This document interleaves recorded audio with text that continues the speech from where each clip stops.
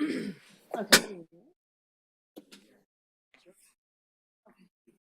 Okay, thank you.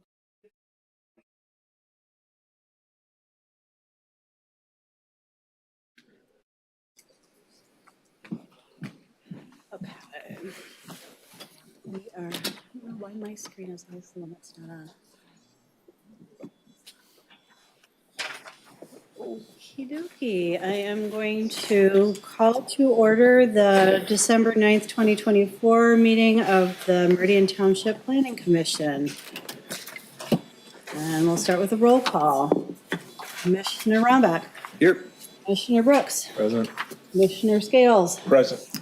Commissioner oh my God, Snyder. Present. Commissioner Bloomer.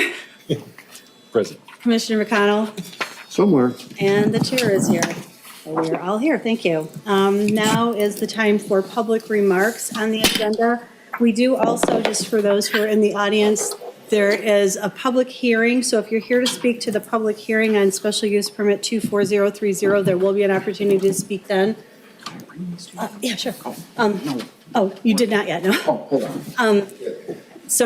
But if you're here to speak on anything else on the agenda, this is open public remarks. We'll also have an opportunity at the end of the meeting for open public remarks, but we'll open the public hearing, and that would be the appropriate place to share comment on the special use permit. So is there anybody here who would like to speak on something other than the public hearing? Okay, seeing none, we'll move on to approval of the agenda. Move to approve the agenda. Is there a second? Okay, thank you. I would like. Who was the second? Snyder. Okay, thank you. And I would like to move to amend the agenda slightly by adding 2 resolutions to, I believe it goes under other business. That'll work. Okay. These And would other be, business B? pardon me? Other business B? Yes, please. Or I don't know if it has to be B and C or if it can be B, A, and BB. But these would be tributes of appreciation for 2 of our outgoing commission members for whom this is the last meeting. So I will read them unless you'd like me to read them now. No. Actually, no. Do it later. Read it later. Okay, is there a second to amend the agenda? Or would the Yeah. mover and seconder? I move to amend the agenda. Okay, A second. okay. Well, actually, we have a motion to approve the agenda. I'm suggesting that we amend it. Then we can vote on the amendment and then Okay. the motion. All right. All in favor of amending the agenda? Does this require a roll call vote, Mr. Shortman? Yes. It does? Okay. All right. Oh, an amendment? It's To an amend amendment the to an agenda. agenda, yeah. Okay. All right, Commissioner Rombach? Yes. Okay, Commissioner Brooks? Yes. Commissioner Scales? I gotta think about that. Yes. Okay, Commissioner Snyder? Yes. Commissioner Bloomer? Yes. Commissioner McConnell? Yes. Okay, and I vote yes, so I will read these into the record when it comes to that point in the meeting. All in favor of approving the agenda as amended, please say aye. Aye. Any opposed? Okay, thank you. Now we are at item 5, approval of the minutes of the November 18th Planning Commission meeting. Would somebody like to move the approval of those? We gotta approve the Oh, agenda. I thought that's what we just did. We approved amending the agenda. Amendment. I thought we did a roll I call. got 2 motions. Yeah, I got roll call a for, roll call on the, and then a voice vote to approve the agenda as amended. yes, So I think we've done both. which means I may have miscalculated, but that's okay, we got Okay. through it. All right. Now we're at minutes. November Approve the 18th. minutes Thank you. Commissioner Bloomer moved. of November 18, 2024. Is there a second? Second. Okay, any comments? I had one on item 8A, SUP 24025. In the 3rd paragraph, 2nd sentence reads, Lonnie Cowden with Heights Venture Architects, representing the applicant, explained that there will dash northern and western access will be left as is. Okay, And I can't recall the discussion well enough to suggest a change. I will write that note. I think you're right, be left is, but I'll go back to the video and check that. And also in that same item, this is the most picking of points, but I think the record probably correctly reflects our discussion about the road department and the road commission. And I hope we can clarify that it is the Ingham County Road Department. Yes, that is At correct. some point, maybe we can call on Commissioner Scales to help us understand the history of that. that was just something else that caught my eye. Thank you. Okay. Yeah, that's a good catch. We'll fix that. That's in the next paragraph, or is that in other places too? Several times in that section. Okay. Yeah, All right, cool. Going back to the previous amendment too, I think it's a simple, explain that the northern and western access will be left as is. Oh, that sounds like a great fix. I like that.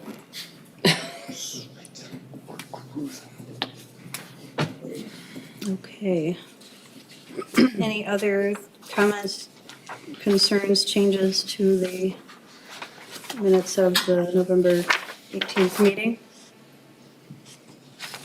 Okay, with those amendments, I will take a roll call vote. Commissioner McConnell, Yes. Commissioner Bloomer, Yes. Commissioner Snyder. Yes. Commissioner Scales. Yes. Commissioner Brooks. Yes. Commissioner Ronback. Yes. And the chair votes yes. So minutes as amended are approved. Thank you. Okey-dokey. Now we are at, sorry, and I apologize, I know that the microphones pick up page turning. My husband's told me this before. Our one viewer online. We are at communications. We have none, but I see that you did share some in front of us. Those will be put in the record for our next meeting. Yeah, your next minutes will reflect that you got those emails from. Thank you. Great. So just, I'm sorry, go ahead. So are we ready to move on to the public hearing? Okay. Yes. Open the public hearing for special use permit 24030 for Al Saidi Group Childcare at 6:37. So just very quickly, Before you get into this, I just want to make a disclosure. And that disclosure is, I live in Old English Estates, but I do not live within the circumference of the notification area. As a matter of fact, I do not live on the block of Downing Street where this takes place. But I'm bringing this forward before I participate in any discussion and ask that the remaining commissioners rule whether or not a conflict exists. okay. Thank you for sharing that. Any discussion on what Commissioner Scales just shared? I recall seeing some guidance recently, I think from the township attorney on the issue of recusal, but I don't have a clear picture of it in my mind, but it I just happen to have it here with me. feels like we're going right by the book. Yes. And I do not have a financial interest in this business. I'd like to make a motion to allow Commissioner Scales to participate in the discussion. Thank you. Is there a second to that motion? Second. Thank you, Commissioner Ronback. Any further discussion?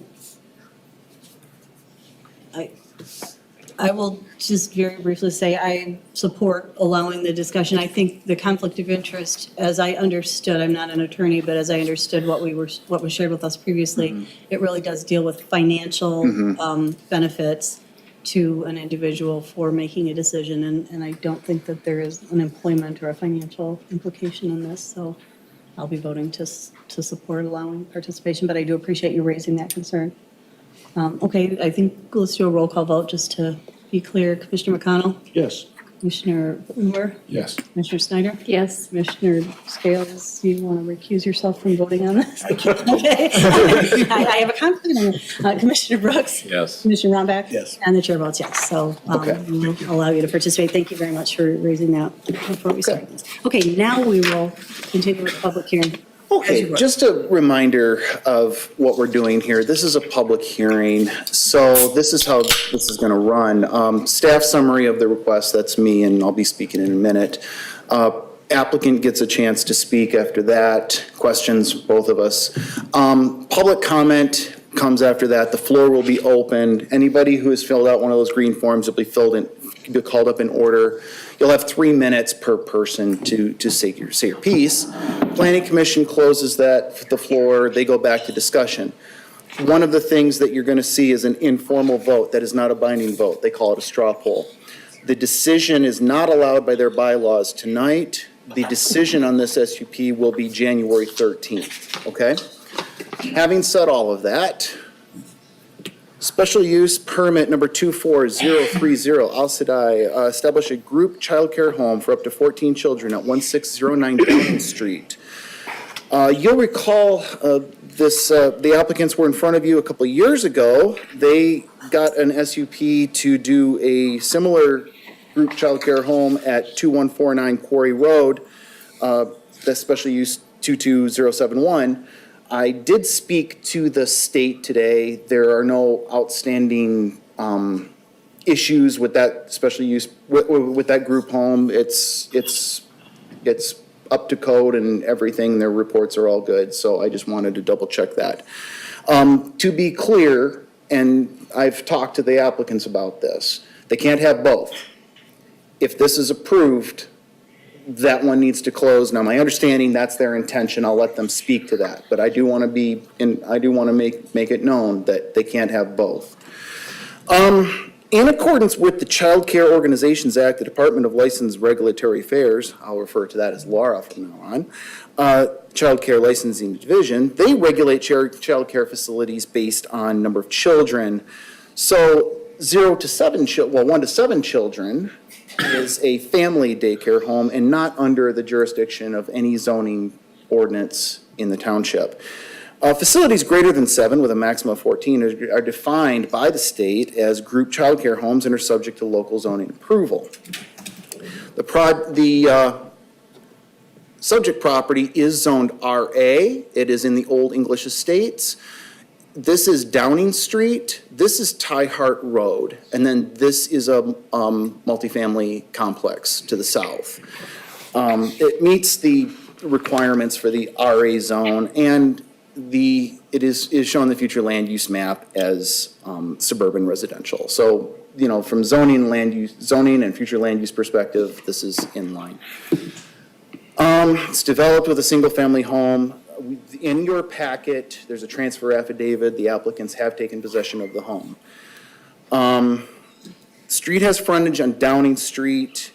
The daily process for pickup and drop off, according to the applicant, right now is 7 a.m. to, the day is 7 a.m. to 5 p.m. That meets the state requirement. They can't be open for more than 16 hours. The typical drop-off is 7 a.m. to 9 a.m. Typical pickup is 3:30 to 5. Downing Street is access to the east and west of the property. I'll go back up to this map. There's an access here and an access here a little bit further to the east. So it is possible to come in, go through, come out this way, or vice versa. The Township Code of Ordinances allows a group child care home as a non-residential use in a residential zoning district, subject to special use permit approval. That is allowed by the state. The Michigan Zoning Enabling Act, Public Act 110 of 2006, requires the township to issue a special use permit for the group child care home if it meets the standards. Now, I want to be clear about this. The Zoning Enabling Act refers to the group child care homes as a residential use and says in very black and white terms it is not a commercial use. And the word shall is used. The Zoning Enabling Act language is in your packet.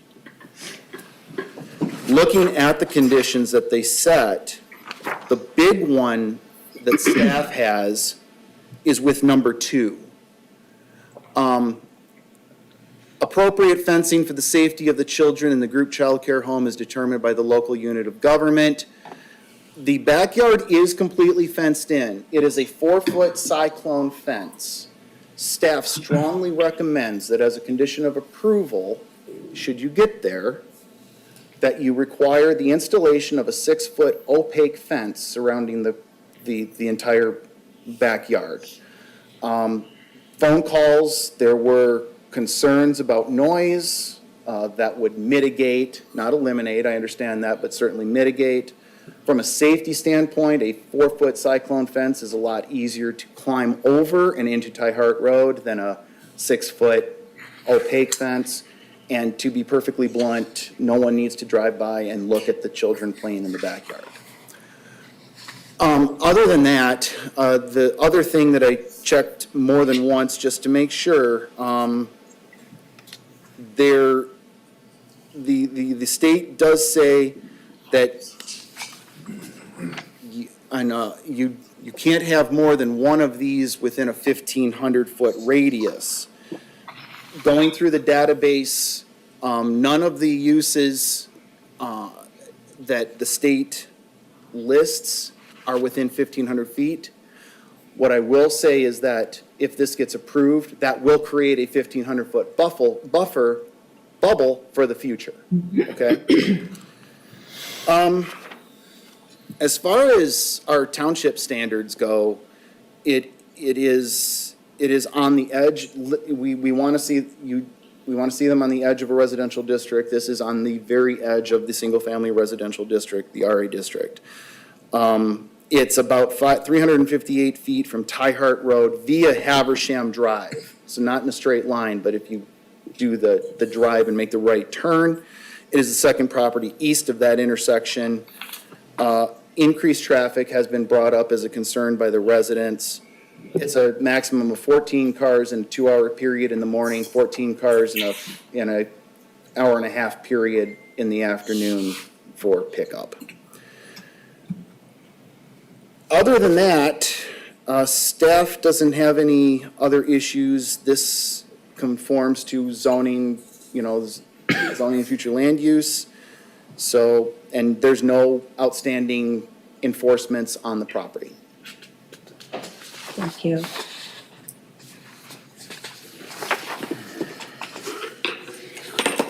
Okay, this is where I always get confused. Do we hear from the So if you have applicant next? questions of me, I'm here. Okay, If you want to hear from the applicant is here as well.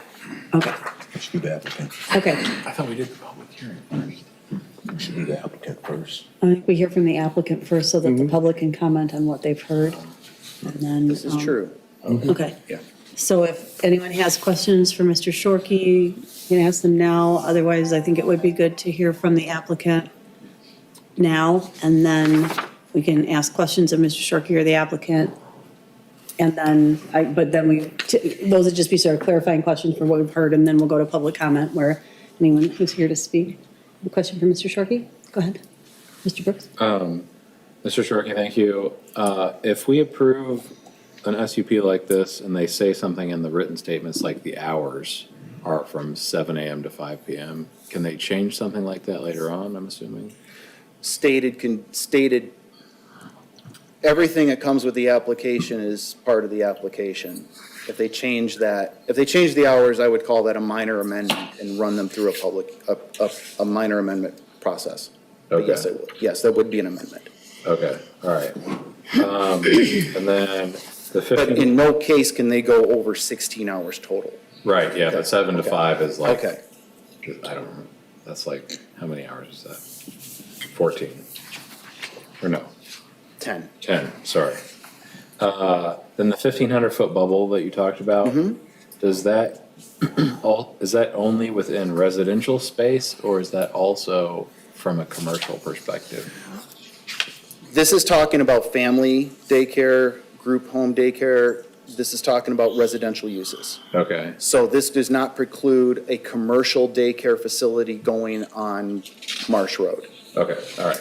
Okay, thank you. Thank you. Commissioner Rombeck? So, Mr. Shorkey, I understand you're not an attorney, but I'm going to try to zero in on this issue a little bit. The Michigan Zoning Enabling Act. From what I was taking from a synopsis of your statement is, the act says, provided the applicant meets all of the, 6-part criteria there, then to some extent as a board, our hands are tied. It's a shall approve.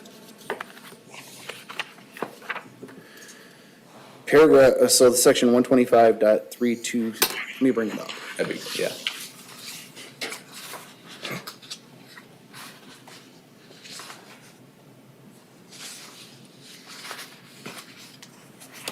Okay. Again, this is language from the Michigan Zoning and Enabling Understand. Act. This is what lets us do our planning and zoning. Section 125.3206, residential use of property.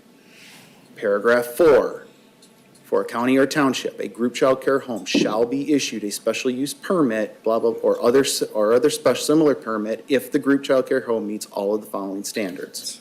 And that's where those 6 things in my report are directly from. It's a shall issue. Okay. But the shall does allow different types of permits or similar permits to be issued, it looks to be. Well, because different communities call them different things, and they don't have to handle them as special use permits. Got it. There's not a standardized term.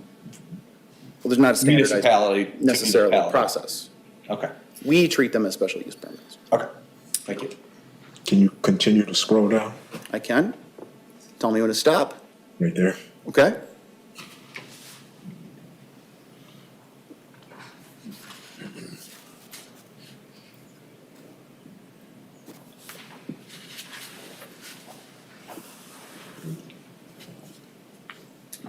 And this is, what is, that says subsection C of what?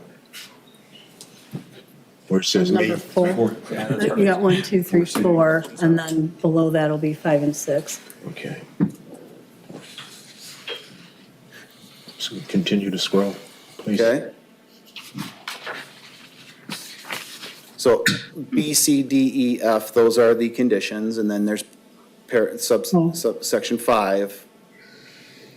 No, actually, it's just the 4 conditions with some sub. No, I'm gonna go Oh. through this again. For a township, a group childcare home shall be issued special use permit. Condition A is located no closer than 1,500 feet to any of the following, and then you have these small letter Roman numerals. B, appropriate fencing. C, maintains property consistent with the visible characteristics of the neighborhood. Oh, and then D, E, F. And then there's a D, E, and F.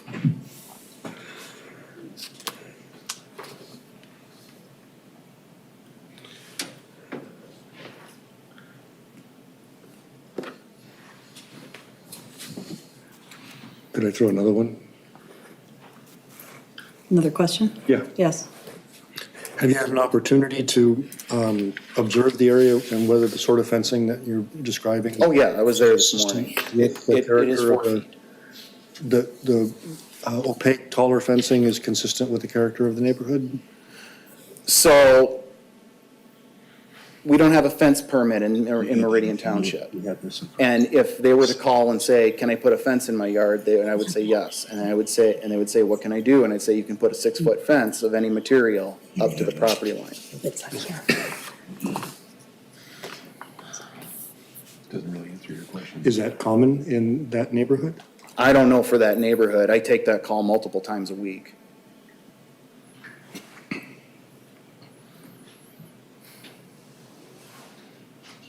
Let's have a look.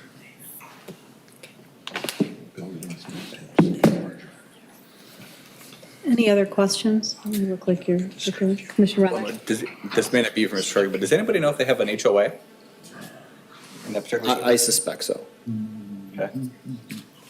Because that, to me, could factor into that. Making sure the 4-foot Okay. fence neighbors have a. That is, that maintains property consistent with visible characteristics of the neighborhood. Whatever requirements an HOA has on aesthetics is between the applicant and the HOA. That's not ours. Okay. Any further questions for Mr. Shorkey? I have one more. Okay, go ahead. Mr. Brooks? And just, we've talked about this before, but once you approve a special use permit, it stays with the property. Correct? So you could condition the special use permit to expire if they ever vacate the property, if that's where you're going with this.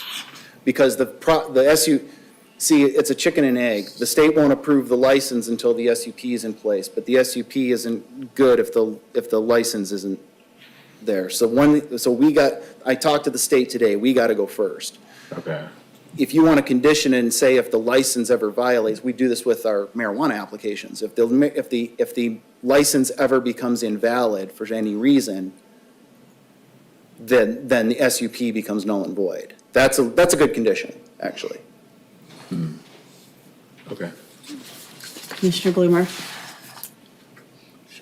Sharkey, do you know from your own memory, this is probably not a fair question, but some of the issues raised in communications that we received this afternoon are that Hazlet is packed with child care centers. Do you know where the next closest one is to the proposed new unit? I don't know where the next closest commercial childcare center is. I say, and I stand by this, going through the state database, there's no family or group daycare defined as a residential use within 1,500 feet of this. And that is what the state is concerned with in this language. And that would have to be over what number of children? A group is 8 to 14. Okay. So under 7 and under doesn't have to be part of that specification. 7 or, I'm sorry, I don't know. no, it's okay, it's okay. It's okay. There was a division. No, you're right. 1,500 feet to any of the following, the first one is group childcare home. So a family daycare home is possible, but we don't have any jurisdiction over those. Right. That's what I just wanted to clarify though. So we would know if it was 7 and under as well, based on that data. I ran the search, for what it's worth, I didn't find any, but it Yeah, wouldn't, theoretically, Yeah. I'm saying. yeah. I'm not saying if, just theoretically, that's what it should be. It wouldn't not be permitted based on statute if it was not a group childcare home, just a regular home daycare, licensed home daycare. A family daycare is out of our control. Right. A group daycare is not allowed within 1,500 feet of this if this is approved. Okay, thank you. Thank you. Are there any other questions, or are we ready to hear from the applicant? My condolences to whoever's writing the minutes. Discussion ensued. Okay, if the applicant is here, we would welcome you to come and share some information about your application. Please give us your name and your address. Absolutely, yes. All right, I would like to start by saying my name. My name is Ibrahim El Ghali. I'm the applicant's son. I will be speaking on our property and our business. As you guys are aware, and as Mr. Shirky mentioned earlier, we've ran our business since 2019 over at Corey Road. We've ran that business very efficiently. You know, our neighbors are very happy. I know there was a couple of concerns about traffic as well as noise. You know, the children are outside, are, you know, in our backyard playing on a playground. So the noise level, you know, in a big neighborhood, you're not going to really notice it that much. Another thing that everybody was concerned about is the fencing. Now, the fencing is, the materials are there. We're just waiting on contractors to come out and get that installed. So that should be there hopefully by end of this week if the weather, you know, allows. That all being said, do you guys have any questions for us? I know that all the families that we currently have are transferring with us if, you know, this does get approved. Thank you very much. Does anyone have questions for the applicant? Could you describe the fencing, please? Yeah, absolutely. It's a 6-foot privacy fence. It's white PVC material. You know, it does use the wooden post to, you know, actually mount the fence into the ground, and then that cover goes on top of it with the PVC. Thank you. Yeah, absolutely. And there's, you know, you can't see through it. It's you know. Okay. Yep. Yes. Commissioner Skills? I've been inside that house before at 1609 Downing Street, and I read your application, and your application talks about you have classrooms. Where are these classrooms located inside that house? So we have two. So the basement would be where the actual use of the daycare is, and it's not a full classroom per se. Like it's not like a school where you'll have doors and tables and chairs. We have different sections for different age groups. So I know the younger ones, we have like almost like a play area for them where they can, you know, crawl around and you know, do their thing while being, you know, observed by either my father who assists my mother in the daycare, and then the older children have their own area to play in, just that way they're not, you know, colliding with each other or whatever, as well as like, you know, educational toys and TV.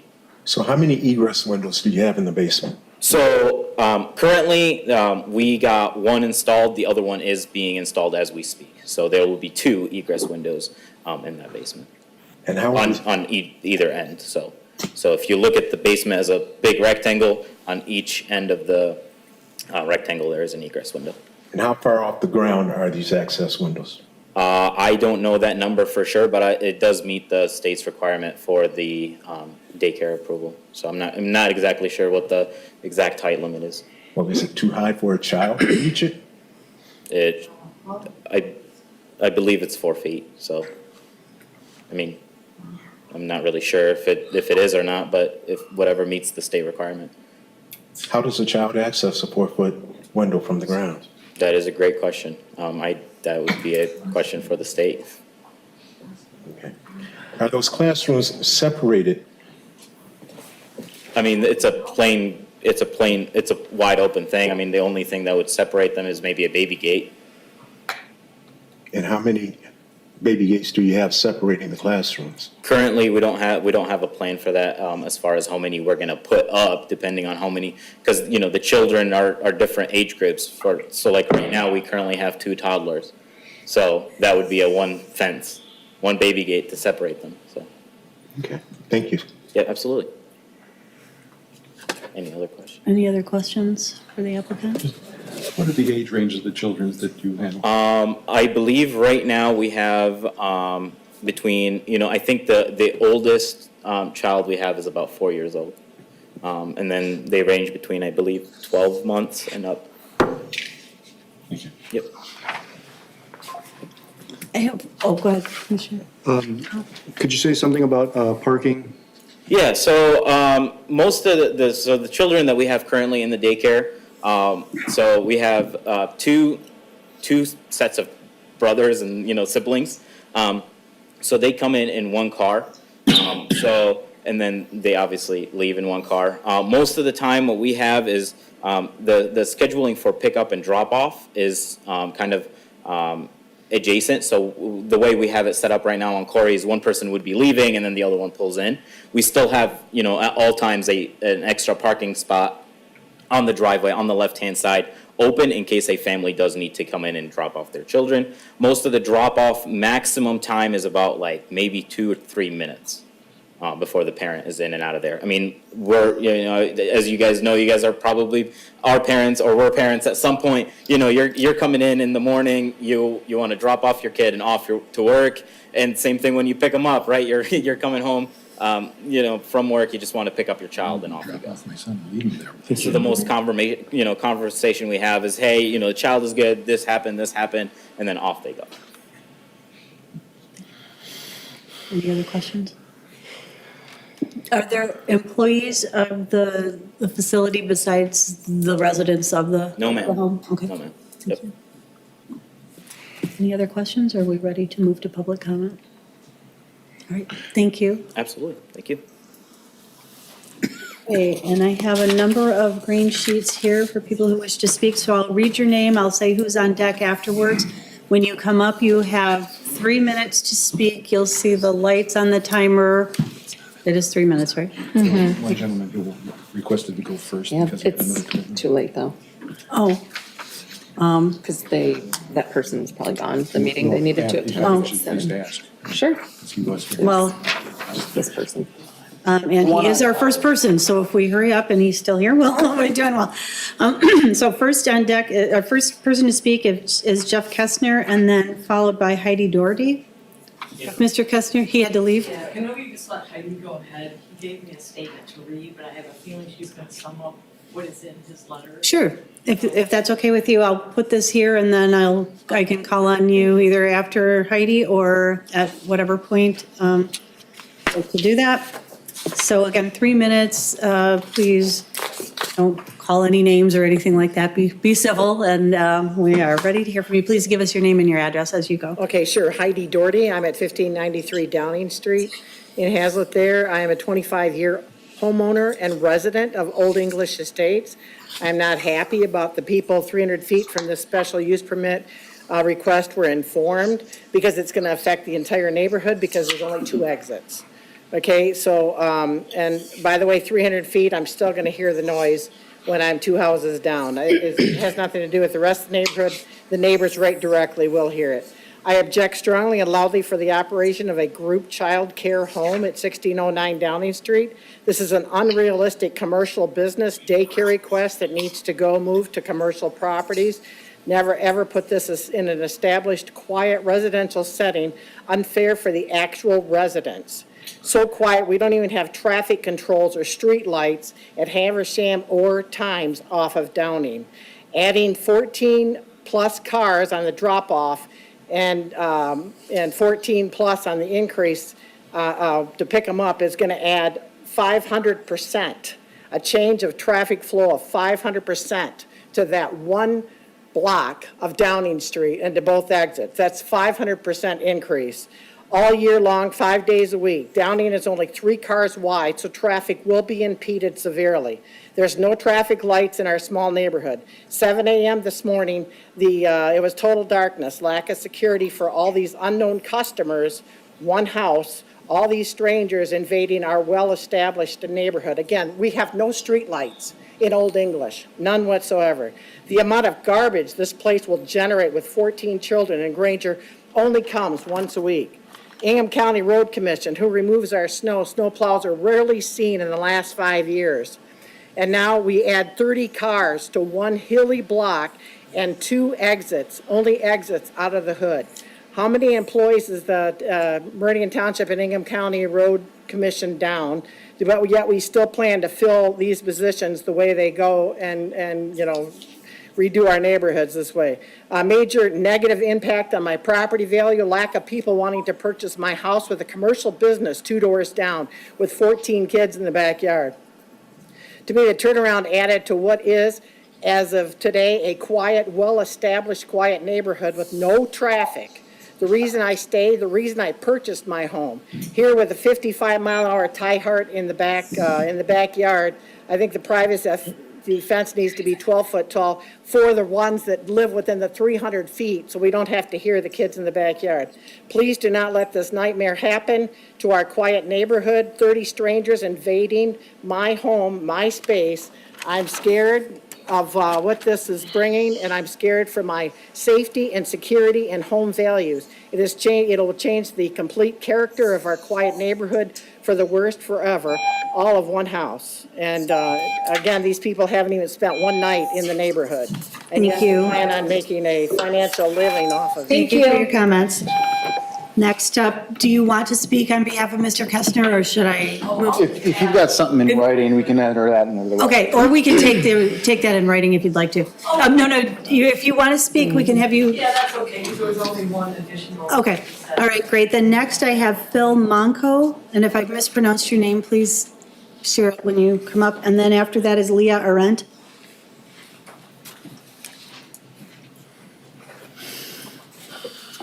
Good evening. My name is Philip Mondro. I live at 5336 Chantilly Lane, outside of the radius of notification. I am definitely disappointed about not receiving some type of notice from the township. I strongly oppose the commercialization in the group license. Can't control the family one. The neighborhood would like to welcome you into this great neighborhood. From a group home standpoint, it doesn't fit. And it sounds like you're doing a lot of really good things, but the group licensee I have to strongly oppose, even if I'm outside of the circle and radius. The 1,500-foot bubble would create a protection, except for the farthest house in the very back subdivision backing up to the football or soccer field, which means there's one other applicant that might be able to squeeze in, completely eliminate the apartment complex. It sounds like there's great intent, and we need high-quality childcare in the township that's reliable and trustworthy, and people that take it seriously, and we appreciate what you do every day. This just simply doesn't make sense in this particular location, and I would like to give you that from my comments tonight. Thank you for allowing me to speak. Thank you very much. Next I have Leah Arendt, and then Jim Brandel. Hi. Good evening. My name is Leah Arndt. Oh, sorry. And I reside at 5308 Chantilly Lane in Old English Estates. And I just wanted to answer 2 of the questions that came up during your discussion. You asked about an HOA. We currently do not have an HOA. And then there are covenants and restrictions that address fencing. and there are two parts to the subdivision, so I'm unfamiliar with the covenants and restrictions for 1609 Downing, but they are out there. So with that said, I just would like to say we are residents of Old English Estates, a predominantly owner-occupied quiet subdivision in Hazlet. We are here today to voice our opposition to the group childcare home request of up to 14 children at 1609 Downing Road. We assert that such a request is not in character with our subdivision and will lead to a continued nuisance, negatively affecting the health, safety, and welfare of our residents, including lower property values. We urge you to reject this request. And then I also wanted just to confirm, my husband sent an email earlier. His name is Corey Arndt, and I just wanted to confirm receipt. Yes. Okay, very good. Thank you for your time. Thank you very much. Jim Brandel, and then next, Aaron Rustad.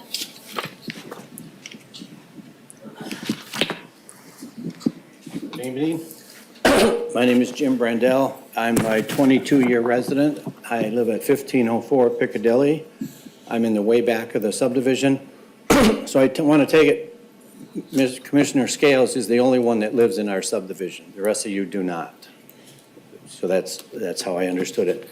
I also am opposed. I have nothing against the family moving in.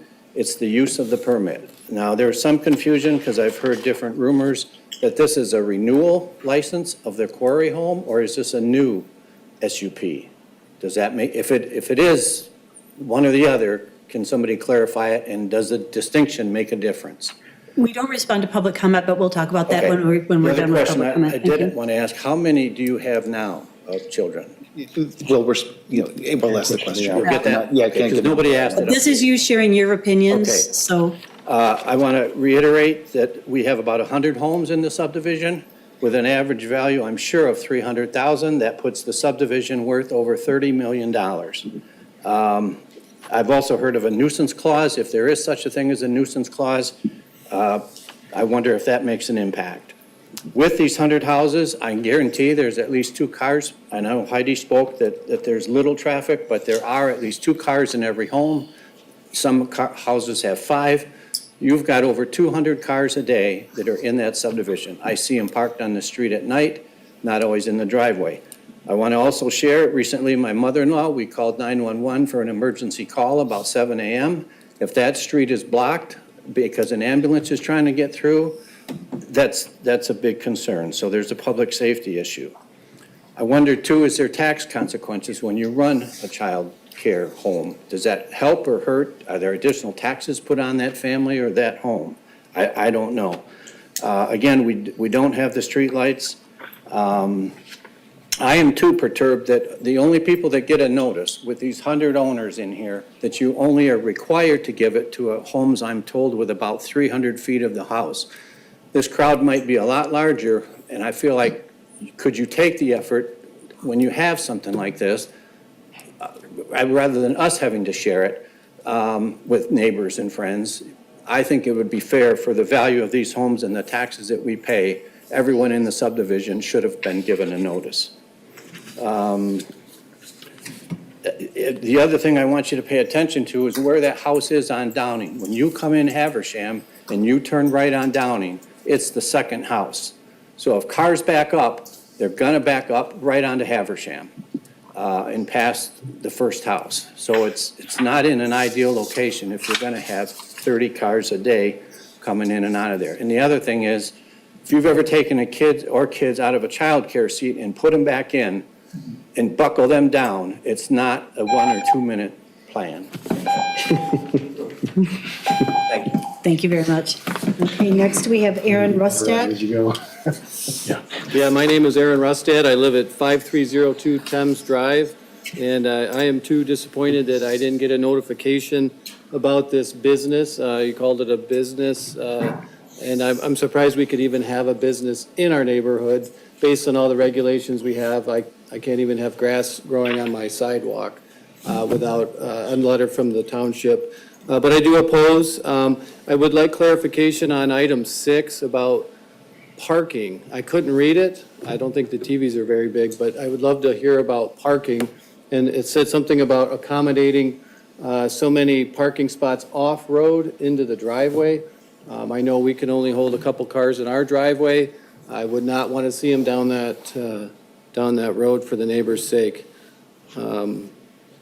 We are not a big neighborhood, and noise from 14 kids, I've got 2 kids, and I know most of my neighbors have heard them, and so that's pretty normal.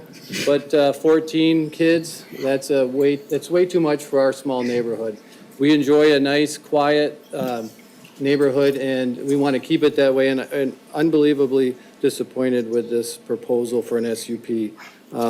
My daughters both get on the school bus at Thames and Downing, and the last thing I want to have is 14 more people driving with their face in their phone, not paying attention to, one, the school buses, but my kids crossing the street, which is now on the other side of the street. So my daughter's 9, and I don't want her injured or hurt by people not paying attention because their kids are safe and they've drove off already. I have a lot of concern about traffic coming to the high school and junior high from Cornell through Tyhart. That's a real popular hangout for kids to take a right onto Marsh Road and turn into the high school with another right. So they come flying down Tyhart, which needs to be addressed on a separate subject. But we have too much traffic at 7 a.m. to 6 p.m. coming down Tyhart from Cornell. And I appreciate the time, and I strongly oppose. Thank you very much. That is all of the green sheets that I have. Is there anyone else here who would like to provide public comment who hasn't turned in a sheet? Okay, if you'll fill out a sheet, you can come to the desk and speak, but then if you would fill out a sheet and hand it to Mr. Shorkey before you leave today, that would be great. Yeah, you can come and talk first. Just make sure that he has that before you leave today. Thank you. My name is Beth Homan, and I'm at 1585 Downing Street. And I first wanted to express my concern. Number one, I really plead with you not to allow this expanded daycare. As stated by many of my neighbors, the safety concerns are huge. My husband and I have talked about this numerous times, mainly about the safety. One thing that was brought to our attention, the adverse effects of that increased traffic. Case in point, last week, Heidi mentioned about the road plowing being non-existent over the last few years. We had an ice rink for 3 straight days last week. We do like to get out and walk our dogs, their kids in the neighborhood. People constantly are out and about with their kids and dogs. That intersection entering at Haversham and Downing to get onto this second house on the right-hand side, I can't imagine those road conditions combined with the lack of daylight, as Heidi pointed out, in the morning. And granted, that's temporary, December, January, I get all that. But there are also considerations that haven't been mentioned about buses coming in. I know one neighbor expressed his concern about his kids going to the bus stops, because there are 2 bus stops at Thames and then another one at Downing, near where people would enter to drop off their kids in the morning.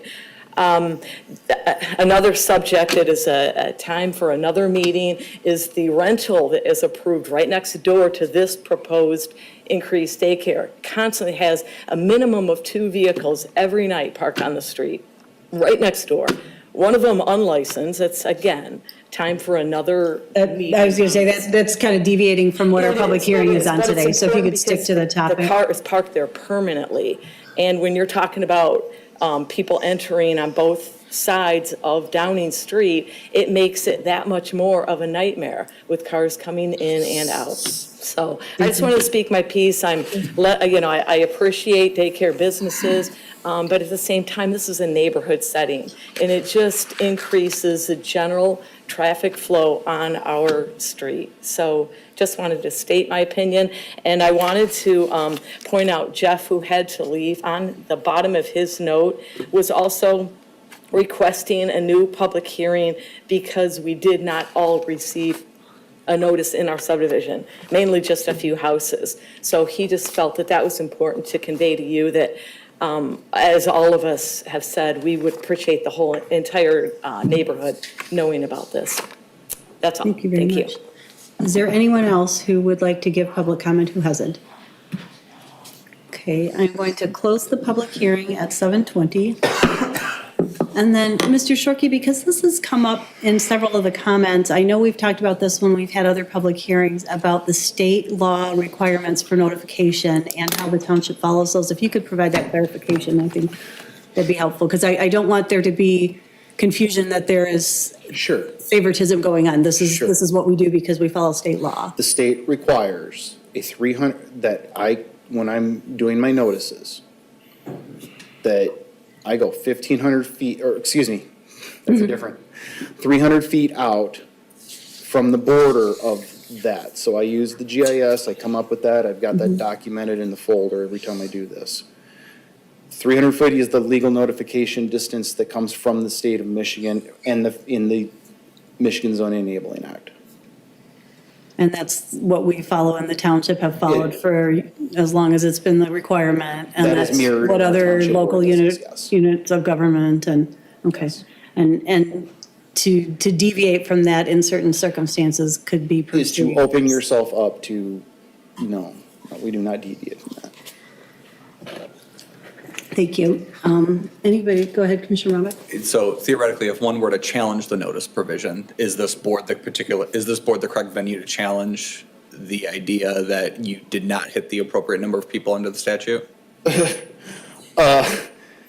If somebody wanted. It's a theoretical, I'm not saying, I'm just putting it out there for notice, more or less. I would direct them to Interim Director Schmidt. Okay. Who has the ability to call our township attorneys if he needs to. No, I'm just saying, trying to determine venue for anybody who may wish to challenge.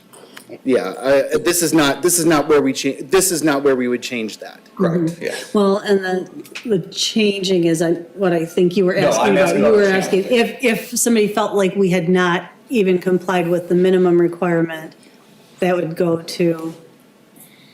If somebody wanted to call me and see my verify my address list, I'm happy to do that. Okay. That's not how I heard the question. I Thank you. apologize. Commissioner Scales, did you have something you want to? I'm convinced you notified the right people. The other issue there is that a decision is not going to be made tonight. There will be another opportunity for the public to come and speak to the Planning Commission before a vote is taken on this issue. Thank you. And I think we need to clarify that. We have historically been bombarded with complaints about the notification area, but we are bound by state law to follow the state law, not expand the state law. And that's what you have done, and I can appreciate that. I didn't get a notification. I live in the subdivision. Of course I was unhappy. One of my neighbors notified me, and I'm on the Planning Commission. So that's not a good process, but it's the only process that we have, and we must stick to it. So thank you. But what I'd like to do is address the issues that are before us tonight that have not come out, okay? If you could put the map of the area up on the screen for us, please. You know what? Why don't I do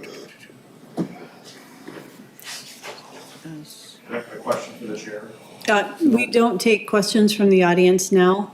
There is another section of public comment at the end of the meeting. And also, as Commissioner Scales mentioned, this is not the meeting at which this will be decided, so we are hearing things tonight in the public hearing and the discussion. The soonest this would be voted on would be at our next meeting, which will be in January. We're currently on item 7 on the agenda. Your next opportunity to speak would be item 12. Thank you. Okay. As you can see, 1609 is where the dot is. Correct. And that's on Downing Street. Downing Street tees off at Haversham. Correct. Tyhart Road is the access to Old English Estates, normally coming from the west, which would be Marsh Road. Correct. When you turn your first opportunity to get to 1609 coming off of Marsh, you're going to turn north on Haversham, east on Downing Street. Note that intersection right there, Downing Street and Haversham. There is no stop sign there. There is no yield sign there. There is no sign. And that's where those kids are going to be located. And that's where that, we heard 14 cars and 14 cars. No, that's 28 cars and 28 cars, because that's 14 going to drop off and leaving, another 14 coming to pick them up and leaving. And that is 56 additional traffics, car or vehicle traffics coming right through this intersection right here with absolutely no type of signage. Also, I did hear it brought forth, I think Heidi brought that forth, talking about what our whole neighborhood was abuzz with this morning, and that was 7 a.m. today. It was completely dark, because what does Old English Estates have or doesn't have? Streetlights? Doesn't have street lights. None? None. Not a street light exists in Old English Estates. And this is a new subdivision, relatively new, began in 1998. Further, it was expanded through 2002. But these are some of the concerns that I see readily apparent. Traffic, noise, no streetlights. The issues that I heard in the house, kids in the basement, not appropriate egress access. How do they get out of that house if they're in the basement and the house catches on fire? Help me understand that. Is that our responsibility? I was going to say, I understand your concern. That is what the purpose of Lara and its licensure of a daycare, of all types of daycare. There are state laws, again, that regulate what is required for safety in that type of a facility. And that's, I think, outside of the bounds of what we're being asked to talk about. So that would be my, I don't negate, if I was a parent, I'd want to ask that question, but there are state laws. Commissioner Brooks, did you want to? Yeah, I just have a question about the traffic that people are, or that just, there seems to be some concern about the traffic. So if there's up to 14 children, so there's 14 inbound cars and they're leaving, right? So that's one trip. And it's in a neighborhood of 100 houses with 2 vehicles apiece. I guess in my mind, I don't understand how that is a drastic change in that profile at that point. And the other question I have about that is just, if this is a legitimate use in neighborhoods in the township, where is a place to put it? Like, where does it go that doesn't create this situation? Traffic or noise. Yeah, and thank you for that. The other question I had was, when are children negative noise or a noise violation, especially living on the street that I live on, which there are at least 14 children within 6 houses. So I don't understand that one either. And I'm open to any interpretation in either of those 2 issues. Thank you. Yep, go ahead, Commissioner So, Snyder. I feel like this is very simple. The Michigan Zoning Enabling Act states that we're required to issue a special use permit if all the standards are met. Traffic is not one of the standards. Egress windows, not one of the standards. Lighting, not one of the standards. Your presumed dropping in your home values, not one of the standards. Whether you like that or not also doesn't matter. That is state law. I'm not trying to come across as callous, but we are required to follow the law.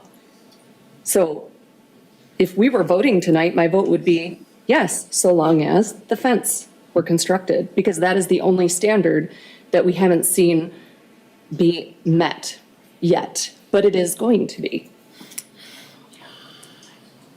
Thank you. Commissioner Bloomer? Question for staff.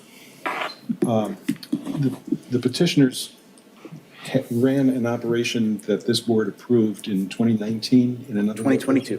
2022. Correct. Right, so they've been in this business, in this township for 3 years at least. Sure. In your position, are you aware of any complaints that were filed against them after they started operation in their previous location? No, I looked that up on the state's database. I did speak to someone at Laura today. There's no history of, they followed their required inspection schedule. They've had things come up that have been corrected. They can let them speak to specifics, but they've never been in violation. Thank you. Thank you. Okay, I'm sorry, go ahead. Before you go, let's see if anyone else has any other first comments. Okay, go ahead, Commissioner Ronda. Just one more. So I did notice in the statute when we had it up a minute ago, there was something about signage. I take it there's no required signage for a business like this within township. The only sign that they're allowed to have is a 2 square foot sign on the face of the house. But they cannot have a freestanding sign in the yard. Okay, but they're not required to have one either. They're not required to have it. That's all they can have. Yeah, because I'm kind of joining with Commissioner Snyder that, the issue, should there be one, not with the businesses, with the statute. Statute is a shall statute. It limits our view. It limits what range we can have. Thank you. Commissioner Scales? I wanted to go back to what the previous commissioner was speaking about. Wasn't that previous permit only for 7 children? No. It was not? It was not. It was, so a little bit of history, it was approved for up to 12. The state amended their language to go up to 14. We did a text amendment in 2023 to follow suit. State still shows that they have 12 kids on their website, but they can go up to 14. Okay. And can you go over the 6 or 7 points that we're bound by? Yes. Thank you.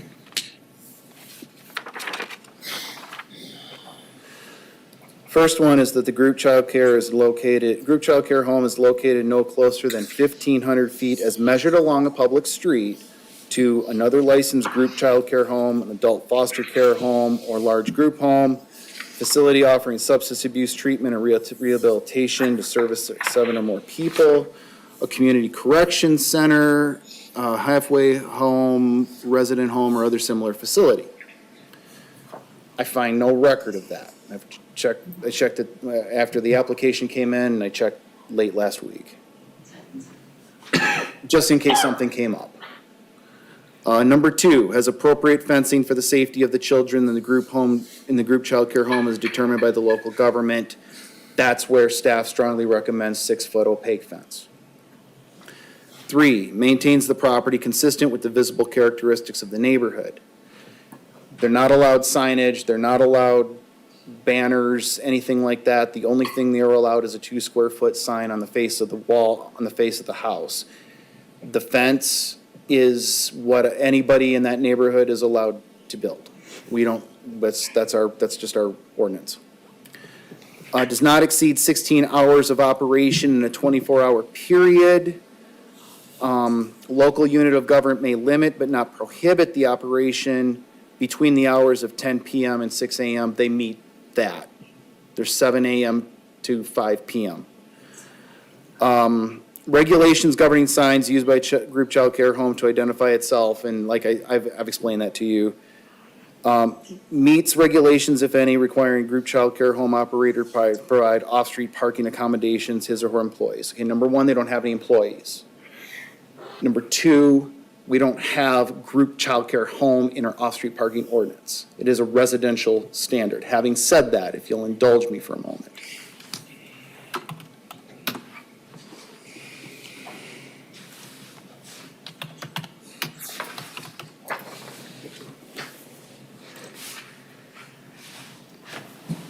Okay.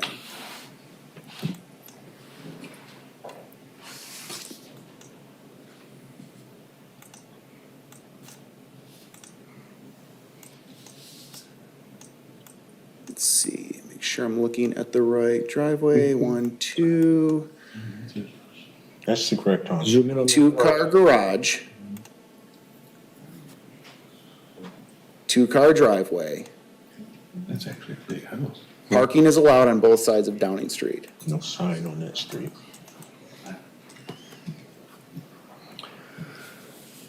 So our residential standard is 2 parking spots. They exceed that. Thank you. Commissioner McConnell? Sure. Sorry, go ahead. Commissioner Scott, I'm sorry. Tell me about this fence that you're requiring. What does it look like? I can let the applicant speak specifically, but I think he said that it was 6-foot PVC material. So can you see through this fence? No, it is opaque. Okay. You need to look at the deed for that subdivision. And it does not allow a fence that you cannot see through. I am not, that is not our purview. If there's a homeowner association, I know there's no that they said there's no homeowner association. If there's a covenant somewhere. There is. We That's don't notwithstanding. have that access to us, and it's not us.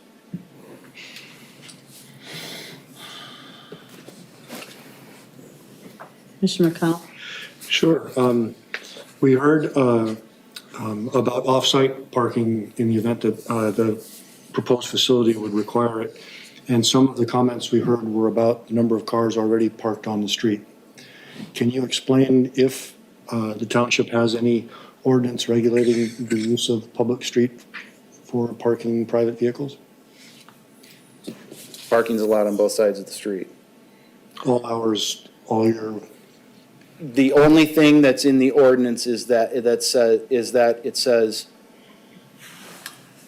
if a snow emergency is declared, then they have a certain amount of time to get their cars off the street.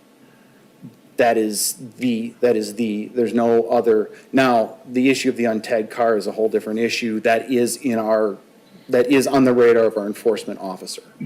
But that is a different story. And Parking per se is allowed on the street. And similarly, if the vehicle has to be operable to be parked either on public or private property, yeah? Generally. Yeah. But I mean, an untagged car in the driveway is still not, still not a legal thing, still an enforceable action. Right. So, but, yeah. And my last one was, we also heard about buses. The school buses are obviously a concern. Is it, I'm not sure it's within our purview, I'll defer to the chair, to consider whether potential conflicts with bus stops are something we can consider, but it seems like something that if the applicant wanted to learn more about and inform their plan, that might be welcome. I always encourage communication. And finally, a couple of years ago, somebody at the county road department decided to come through and just litter our subdivision with stop signs. We used to have yield signs, and they yanked them down, put up stop signs, and people love driving through them. Man, they just, so I'm sorry. I'm done. Having lived on a really busy street in Lansing, when I was a Lansing resident, they installed a stop sign and it became more dangerous in certain regards because you're right, people blow through them and you expect them to stop. So, but I do agree, and I think this is outside of our purview, but I would encourage neighbors who are concerned about traffic to talk to the road department about. And the school district. Yeah, and the school district about placement of bus stops and lighting in neighborhood. Those are things that I would raise concerns. I'm just not sure that, given what, I agree with Commissioner Snyder and Commissioner Rombach, that the statute is pretty clear about shall approve provided conditions are met, and those are outside of those conditions. So my inclination, hearing what I've heard and knowing what I know, would be, that to approve this when it comes before us for a vote, just because I don't see a direction that allows that complies with the law. Commissioner Snyder? Those of us who were serving on the commission the last time that we saw this a special use permit application from this applicant. I'm just wondering if anyone else recalls this the way I do. There were members of that subdivision here in support of the applicants for their special use permit. There was more than one, if I'm recalling correctly, and I would love to find out what that special use permit number was, so I could go back and find those minutes, because I remember finding that to be such a terrific show of support for a community member. 22071. Okay, 2207. And if I remember correctly, they got a show of support because a lot of their customers were in the neighborhood. Right, which would also reduce traffic. So, the year was 2022. 2022, 071 would have been later in the year. I can get you a specific date. In fact, yeah, it's gonna be, I don't know, it's gonna be later in 2022. Thank you. If you have trouble finding it, just email me. You know where I live. Commissioner Rabba? Just one more final comment to Commissioner Scales. If there is a covenant or something around there, I understand you're saying that's out of our purview, but to me, that could go to the factor about the character of the neighborhood. Yes, sir. So that would be something that I would encourage the residents to take a look at and bring to any subsequent meeting, because, you know, as we're laying out here, we have 6 factors we can look at, right? And that's what you have to raise something under. Granted that all of it goes under, but I can say, I just did a quick search. The LCD business butterflies, I mean, consistent with their filings, everything seems very, very in place. They seem to follow every rule and every regulation that at least I can look at for public search. So, you know, I just want to be fair to both sides here, but those are the 6 factors we can look at. The covenant would be at least intriguing. Since, you know, something occurred to me, if it is found out, if somebody investigates the deed and comes to me and says, hey, it's not allowed to be opaque, okay, I would bring that back on January 13th. That's their next meeting, is January 13th. I'd bring that back and say, is this still acceptable to you? If it is not, that is a standard. Thank you. Does that make sense? It does. It does. And I should also, I want to go back to a prior comment I made about the mailing. My comment was not to imply that you and your staff did not properly mail notice. It was just a theoretical discussion as to where to go should they disagree with It's okay. Okay. I have every trust and confidence that you put in the right place. I would like that noted for the record. I'll look for that in the minutes. Thank you. Commissioner Scales? For the record, I too researched this butterflies, tell me again. Butterflies Group Child Care Home. Yes. I researched that and I found that you operate very well. And that's impressive. And I'd like you to know for the record that I'm saying that. What I'm bringing forward is you bought that house about a month ago and you moved into a neighborhood that's been established for 20, 25 years. And nobody reached out to any of the neighbors to say, hey, we're new to the neighborhood and this is what we'd like to bring here. And that, not having done that, created a lot of pushback immediately when people heard about this. And they heard about it not from the government, they heard about it through the grapevine, which again is something that we can't help, but that's how it works. And now to the covenant, the house to the west of that house, which is the corner house, they had a fence surrounding that house and you couldn't see through it. And it had to be removed. And again, show me something. I'm going to show you because on January 13th, I will be back here and I will not be a planning commissioner and I'll be standing right there in your face saying, I oppose this. Don't do it on the 13th, do it on the 7th. I can write that into the staff I will do report. that on the 7th. Do you see what I mean? I hear you. I hear you loud and I'm willing clear. to be shown that. I will bring that. And then if I say, well, they can't do an opaque because of a covenant, it's a 6-foot chain link. Do you guys still accept that? This is a recommendation. We are recommending a 6-foot opaque fence. In absence of any knowledge of anything about homeowner associations or documents or covenants or easements or anything, that's what our ordinance allows. I will look And that's what forward. I have access to. Yeah, I'll look forward to seeing what comes. I do know sometimes corner lots have different requirements for fencing because you need the visibility for the intersections, so that's a different. That's not the issue. If that's not the issue here, that's not. But yes, if somebody could make sure that whatever is relevant to this is shared with Mr. Shorkey in advance of our next meeting so that we can have that to consider as we move forward, we'd appreciate that.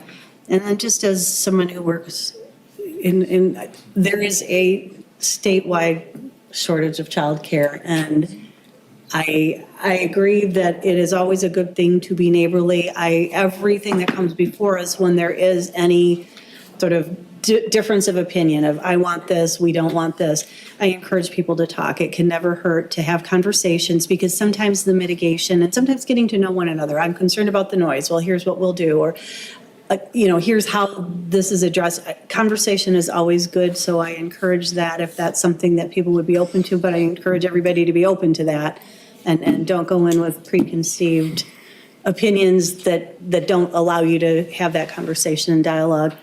And then the other thing too is there are things, if there are issues with noise, we have noise ordinances that can be enforced and addressed. And again, neighbor conversations are going to help more than any statutory, anything, rule or regulation. I've heard people with 2 kids who can be pretty darn loud, and people with no kids who are also very loud. So just, these concerns are real and genuine, and it's a neighborhood and everybody wants to preserve the sanctity and the character of neighborhoods, but also just remember that kids are neighbors too, and that we have to support families who have kids to be able to do what they need to do, and small businesses that are home-based businesses. Ms. Chair, may I address one more Please, yes. point that didn't come up during this conversation? It did get brought up during the public hearing. This is not a renew application. This is not a moving of an thank you. application. They write it as such. It appears as such. I have confirmed with the state that the Quarry Road application will get closed. This one will get opened. It is not the same application. And that's because it deals with that property and making sure that property That is is correct. safe for that, That is correct. it's I zoned just wanted properly. to make sure yeah. that question was answered. Okay, thank you. Is there anything else that anybody would like to make a comment on, and/or are people ready to do a straw vote now, or is there enough unanswered information or pending information that you prefer to wait to do a straw vote? I've got one little tiny one and Sure. one big one. Go ahead. The little tiny one is, I'm on my phone so I can't see it, but it does look like there is another privacy fence along Ty Hart Road. So the more we can learn about what is and isn't allowed, so that we make sure we're treating each other, all neighbors equitably, I think that's useful. I'd like to diverge with the chair just a moment here. I think I heard you say that conversation is always good. And I believe that's true as long as it's civil. Oh, yes, I accept that friendly amendment. All of us are strangers when we move into a neighborhood. But we're not all invading. And I don't find that approach constructive. And thank you. I appreciate that. And I would absolutely agree with you that civil conversation, and I would add to that to say that, no, never mind. I I'm will ready I'll for say a that. straw but vote. Thank you. Does anybody else have, okay. Then are we ready to do a straw vote? Okay, those who would be in favor of a motion to approve the special use permit at our next meeting, please say aye. Aye. Those who would be opposed to this? Aye. Okay, thank you. It sounds like we would like you to prepare a motion to approve this special use permit for the next meeting, but that should not be indicated as a done deal. At our next meeting, we'll have additional information that anybody who cares to share between now and the next meeting through the staff, or who comes to the next meeting. And at that meeting, it will not be a public hearing, so it'll be speaking during that first public comment period when you come. So make sure, we'll say that before the meeting starts, but that would be appreciated. And we will make a decision at that point, or we'll decide that we need more information and aren't ready to make a decision at that point. So, thank you very much to our applicant and to those of you who came to share today. And if there is another opportunity for public comment later in the meeting, if anybody would like to speak further at that point. Now we are at unfinished business. And we have none.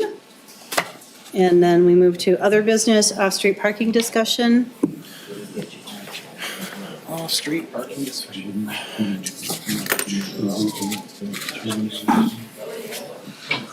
The most objectionable things I've heard in this room. Yeah. Yeah. Obviously a Trump voter. Thank you very much for coming today. I appreciate it. We'll see you next meeting. Yeah, okay. Yeah.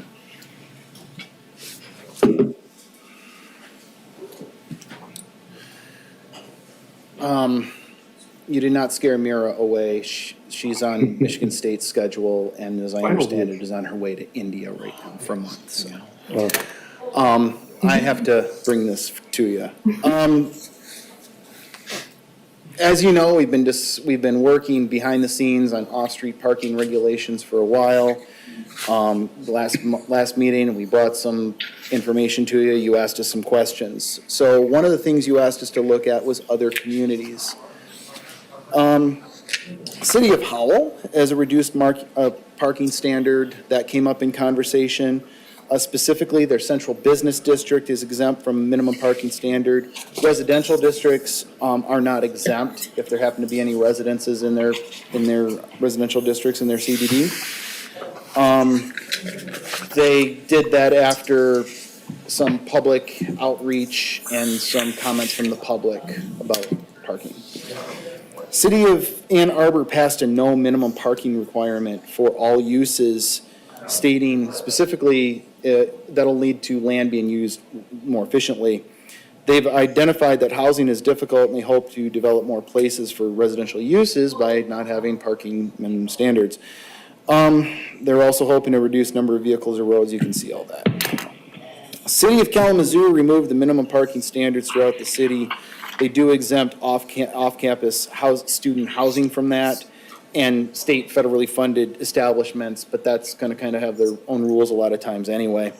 They did establish also maximum parking standards for all land uses in the city. And then the city of Marquette, I thought was interesting. They created a maximum parking requirement that limits the number of off-street parking spaces to no more than 20% greater than the minimum without permission from the city planning commission or the zoning administrator. Now, I don't know which triggers which, but essentially you could treat it like, oh, if here's your minimum. If your minimum says 100 and you want to go 120, that's great. If you want to go 125, you now need permission from the planning commission to do that. In addition, Marquette's ordinance included that parking reduction formula that you see there. So that allows reductions in minimum off-street parking. So they got two things going on. They have a cap of 20% or no more than 20% higher, but they also have a way to lower your minimum with that calculation. We haven't looked and seen if that calculation works for us or anything like that, but I thought it was, personally, I thought it was the most unique approach to it. And I like the idea of a sliding scale like that. Mm-hmm. Whatever number you landed on, I think it's a unique approach. You also asked for a comparison of our standards, our current standards versus what was proposed. Alchemist Village came up. It was just too difficult. That thing morphed so many times. I looked at Hazlitt Village. Hazlitt Village current site plan shows 148 one-bedroom units, 142 units with 2 or 3 bedrooms, and 21,750 square feet of commercial space. Under the current regulations, each one of those one-bedroom units is 2 spots per, it's 296 spaces. Each one of the other bedroom units is 2 spots per, that's 284 spaces. We have a 25% overflow requirement for multifamily developments. That's another 145 spaces. And then there's 21,500 square feet of space, of commercial space, 109 spaces. The total requirement is 834 spaces. Under the numbers we showed you last week, 148 one-bedroom units at 1.5 spots per unit is only 222 spaces. 142 other units is the same 284 spaces. There's no overflow requirement. As pointed out, 1 space per 1,000 feet is the same as 5 space. That's a miss. There's a typo in there somewhere. You get to the same number. 109 spaces for the commercial. So under the numbers we showed you, you get 615 required spaces. They provided 505. So either way, they need a waiver. The waiver was approved as part of the MUPUD process. Under our current regulations, that waiver was for 329 spaces. Under the numbers we showed you, the waiver is 110 spaces. So you end up in the same place in this case, but it's a smaller waiver. It's a smaller ask. The other example, which I didn't write up here, but I mentioned briefly, it's a much smaller example, but I think this gets to a little bit more of the point of this. You know, you approved the rezoning for a potential quadplex on Hazlitt Road last year-ish. That 4 units requires 10 parking spaces because of the required overflow. Under the numbers we showed you, that number drops to 8 required spaces, which might have allowed him to work with the road department and/or the drain commissioner office during site plan review better because there'd be more open space. You asked for examples, those are the 2 that come to mind. We look forward to your comments. We need to have a sit down on staff level, but we're feeling like early next year we can bring you some draft language to really start talking about some specifics. Thank you. Any questions? Sure. Go for it. We're really getting down into the weeds here. I recall 2 parts of the discussion with the intern. One was about the motivation, which you've captured here, and the other was about how they feel about it now. Is that something we can maybe drill down on a little bit more next time we look at this? We can call, I guess. I mean, their ordinances are still in the books. They're also fairly new ordinances. I don't know how much of a feel they have, but if you want us to reach out and. I think it'd be helpful. I think there's a connection around here to Howell, either in the planning department or elsewhere. Yeah. I'm not sure if Mr. Schmidt was actually involved. Director Schmidt used to work in the city of Howell. I lived in the city of Howell for 6 years, and I was on their planning commission briefly. During that change of ordinance? Oh, no. No, that was before my lifetime. That was when I still had hair, sir. Well, yeah. And I also recall some questions in our discussion about how to pick the right peer community to look at and whether Howell was the right one or some other was the right one. So there's never going to be a perfect one, but if among planners on the down low, you can get some idea about how's that working out. We can reach out and maybe.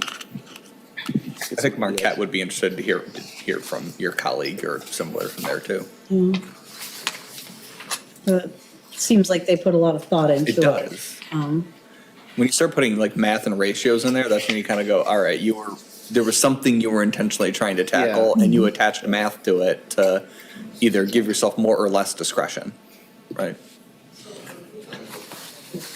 And there may be media reports that analyze that so it's not you trying to make a judgment, but there's potential media sources out there that could. And I'm also curious, and I don't know if there's a way to get at this, but if you're having conversations with folks as opposed to just looking at things on the website, one of the questions I'd be curious about is, like, are you looking mostly at redevelopment of current spaces? Like, are you looking at something like in Hazlitt where we're basically flattening to a parking lot and then rebuilding? Or are you doing infill and existing space? You know, like where Ann Arbor is so built up that I can see them, you know, getting rid of that to have more buildable space. And So it seems like their development pattern is very different from community to community. And again, when you look for a comparable community, is there one like Meridian Township that has developable space like ours? Because this only gets triggered when we're doing site plan review, right? It's not going to go retroactive on current businesses. Oh, yeah. So it's only when we're looking at something new coming in or something being changed. And so looking for places that are similar to Meridian Township in that regard, and can we use this as an economic development tool to, help bring in business and make the community continue to be vibrant? Sure. As opposed to just sort of doing it for doing it. Like we want to use it as an incentive or as a tool to attract and maintain quality of life. But again, if that's too hard to figure out, We can just curious. look into it. I mean, sure. Thanks, sorry, Commissioner Brooks. Yeah, thank you. Sorry for interrupting. Well, I think that comes back to what we started to get at last time, though. I feel like we can ask staff to go a bunch of different directions with questions, and I am including myself in the question asking group. I think, though, it's like, what do we see as the purpose for this? Like, is it just to reduce the number of parking spaces? Is it for economic development? If it's for economic development or redevelopment of property, then there is going to likely be a different answer to how we would want to shape the ordinance. Because it's going to have different effects at different scales. So there's the mall types, and I'm not trying to make this blow up, but I do think if we're going to do this, we should consider what our priorities are potentially in how we shape something like this. Well, I'd like to remind you that this is a priority. You have this as a stated goal in your master plan. Right. Wow. But the why of that, I can look into that a little bit. Yeah. There's some text there. Yeah. Yeah, but let me. Restaurant. Yes. Right. I'm still on I'm with restaurants. you. I just saw today that, was it, Old Town Lansing is getting Good Truck and Diner, which is moving out of Rio Town. I want Good Truck and Diner. We can debate that, but It's delicious. It is very good. It needs to be like 10 times the size. Yes. Well, I think that they're going into the old Creole. But we have Tante now. We have Tante. That's good. That was good. Yeah, I think the why is helpful, because I look at the example you gave, and that's really illustrative of like the difference. But at the same time, when you say how many they actually had to have, they were able to do what they wanted to do under the current ordinance.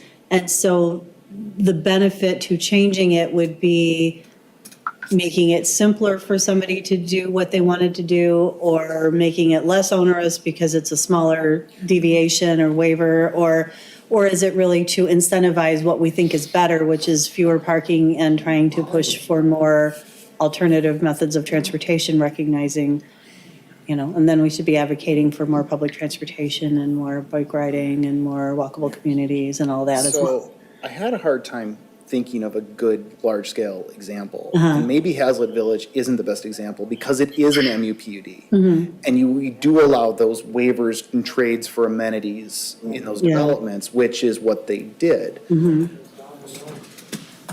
I mean, but like, Grand Reserve is being built. Well, that's not going to change. Those are, minimum standard 2 parking spots per, because those are multiple bedroom units, right? Silverleaf, single-family development, 2 spots per. So I had a hard time thinking of large-scale projects. And then we've got a lot of conceptual stuff, but nothing that was on the books. So I didn't want to go too far afield. I could start talking hypotheticals. Okay.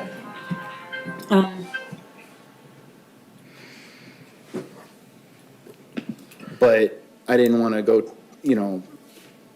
I don't know how far you want me to go up that rabbit hole. You asked for an example and I provided. No, this is helpful, and I think it just needs a little bit of thinking, but it sounds like you're sort of on a course that's going to result in bringing some stuff back for us to look at and start talking about, so that's good, thank you. Well, your comments made me think about the the work that you did previously, though, that you and I can't remember if anyone else helped, but that you did with looking at how much developable space we have left. Okay, the build-out analysis. Yeah. So,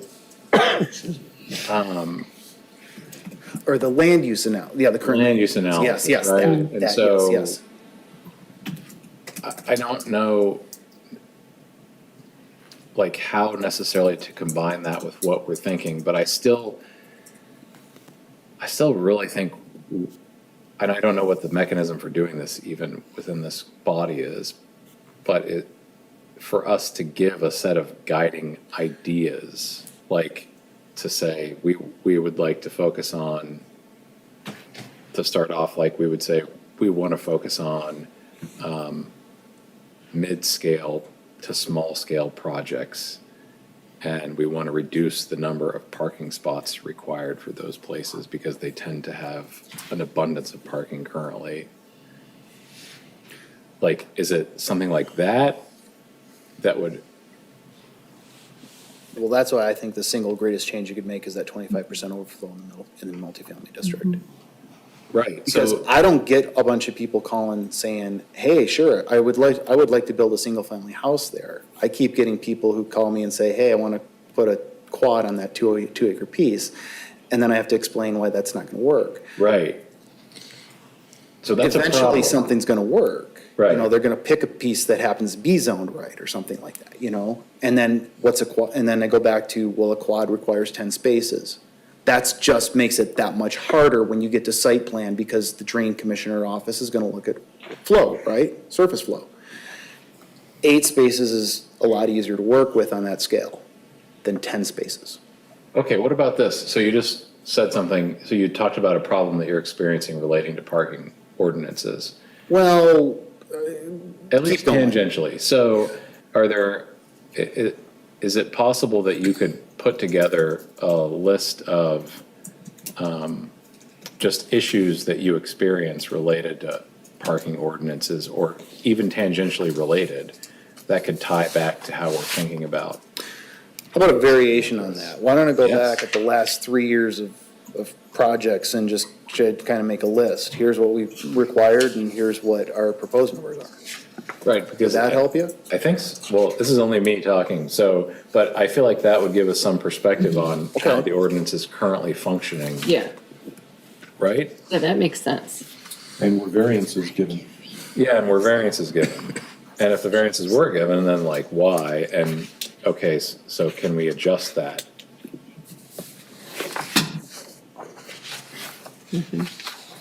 Like that really recent development, was it on Shaw in Hazlet, where they were taking an office and trying to turn it into a quad? Right.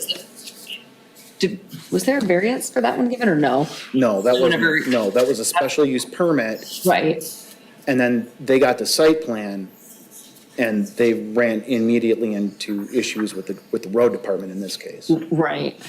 Was it related though to needing a certain number of spaces? And I guess that's not the drain commission, but I feel like the parking spaces had something to do with it. To be clear, there are other developments we have where the amount of parking, the impervious surface is causing issues with the drain commissioner's office. Yeah, It's not- oh, I understand that. It wasn't that site though. Yes. Okay.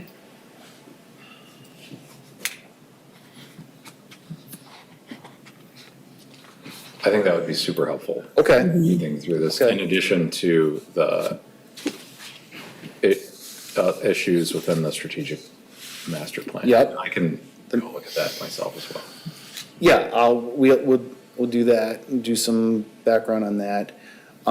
If it's okay with you, we'll bring that language back.